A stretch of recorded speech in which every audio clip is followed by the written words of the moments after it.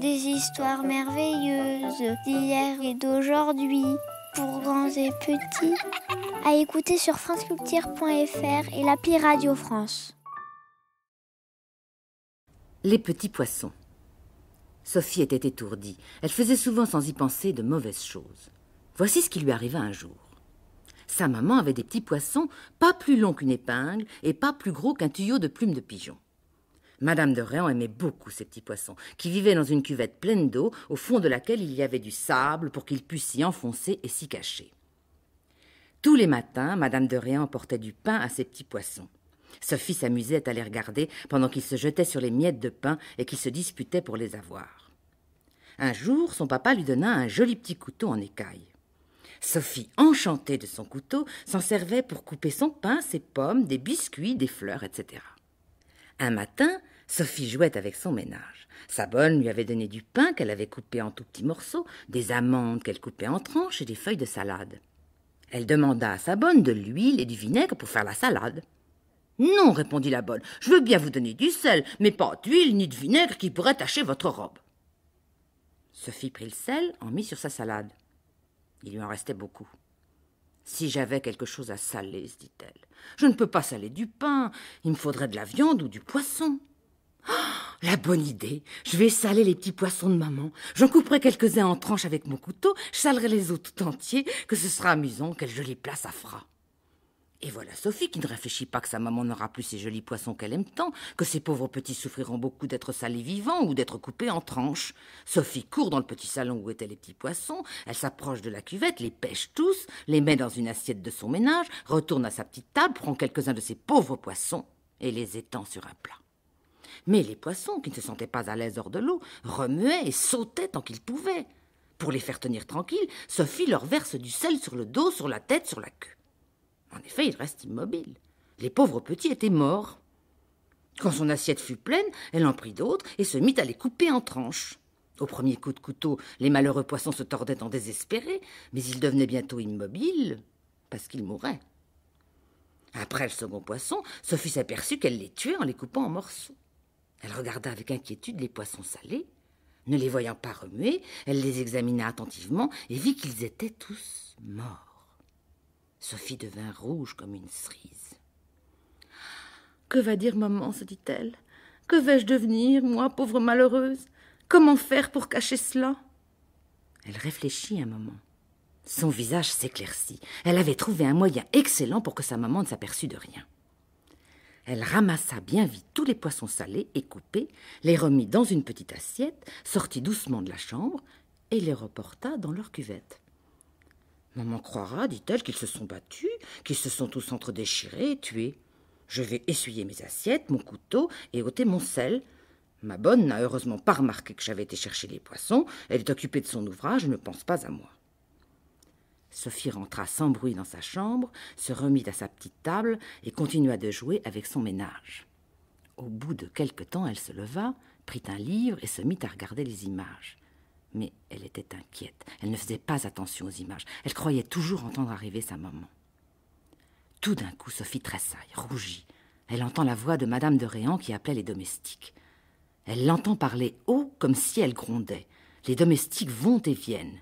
Sophie tremble que sa maman n'appelle sa bonne, ne l'appelle elle-même. Mais tout se calme, elle n'entend plus rien. Sa bonne, qui avait aussi entendu du bruit et qui était curieuse, quitte son ouvrage et sort. Elle rentre un quart d'heure après. « Comme c'est heureux, dit-elle à Sophie, que nous ayons été toutes deux dans notre chambre sans en sortir. Figurez-vous que votre maman vient d'aller voir ses poissons.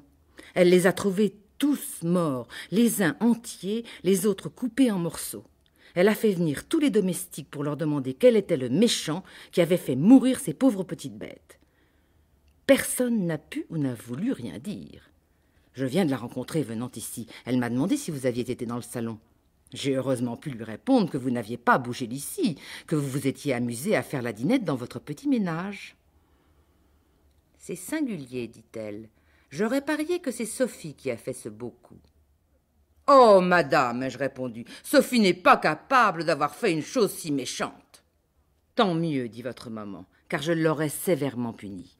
C'est heureux pour elle que vous ne l'ayez pas quittée et que vous m'assuriez qu'elle ne peut pas avoir fait mourir mes pauvres poissons. » Oh, quant à cela, madame, j'en suis bien certaine, ai-je répondu.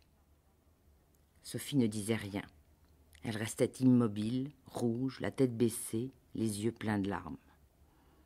Elle eut envie un instant d'avouer à sa bonne que c'était elle qui avait tout fait, mais le courage lui manqua. Sa bonne, la voyant triste, crut que c'était la mort des pauvres petits poissons qui l'affligeait. « J'étais bien sûre, dit-elle, que vous seriez triste comme votre moment du malheur arrivé à ces pauvres petites bêtes. Mais il faut se dire que ces poissons n'étaient pas heureux dans leur prison, car en fait cette cuvette était une prison pour eux. À présent que les voilà morts, ils ne souffrent plus. N'y pensez donc plus, et venez que je vous arrange pour aller au salon. On va bientôt dîner. » Sophie se laissa peigner, laver sans dire mot. Elle entra au salon, sa maman y était.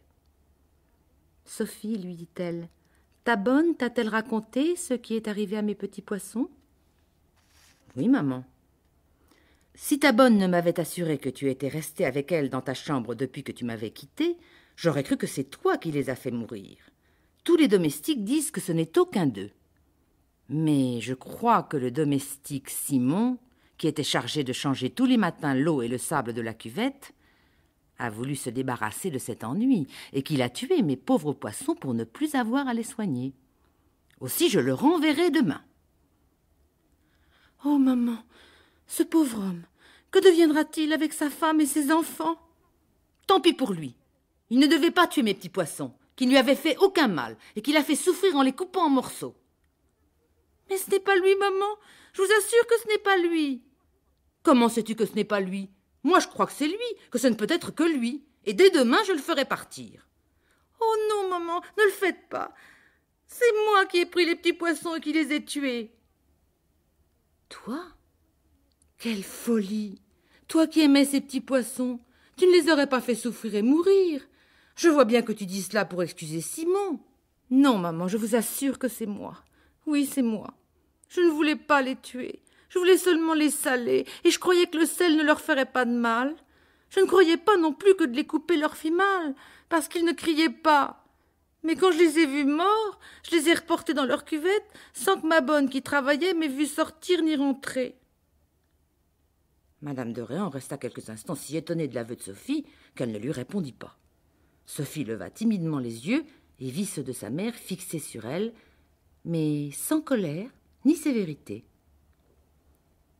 « Sophie, dit enfin madame de Réan, si j'avais appris par hasard, c'est-à-dire par la permission de Dieu qui punit toujours les méchants, ce que tu viens de me raconter, je t'aurais puni sans pitié et avec sévérité.